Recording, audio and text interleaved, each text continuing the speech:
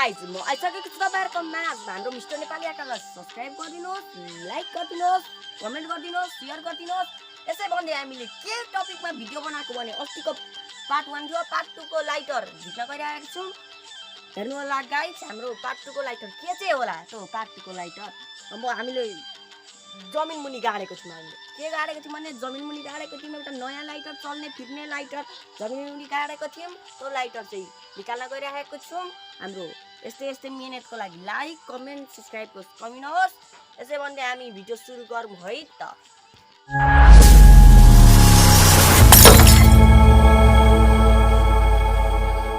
हाम्रो माझमा छ कोदालो देख्न सक्नुहुन्छ कोदालो छ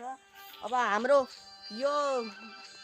खाल्टोमा चाहिँ लाइटर छ लाइटरलाई चाहिँ खन्न गइरहेको छौं हाम्रो लाइक कमेन्ट शेयर कमी नहोस् सुरुमा अब हामी यो कोदालोबाट लाइटर खन्न गइरहेको छौं हेरौँ है त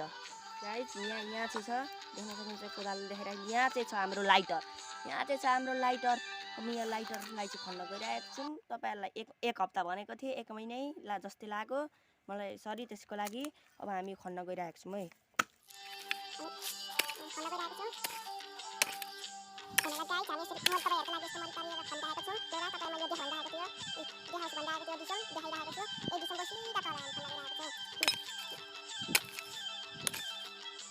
फाइनली गाइस हाम्रो भेटिसकेको छ 1 घण्टाको मेहनत पछि देख्न सक्नुहुन्छ यहाँ छ लाइटर हाम्रो म लाइटरलाई हातले नि देखाउन चाहन्छु देख्न सक्नुहुन्छ यी लाइटर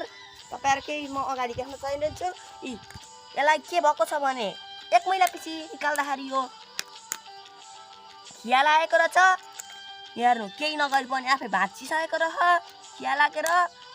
चल्दैन चल्ने लाइटर तपाईलाई नि अस्तिको नेक्स्ट क्लासमा देखाएको थिए चल्ने लाइटर अहिले चल्दैन जाम भइसकेको छ जाम भइसकेको छ यसरी नि हाम्रो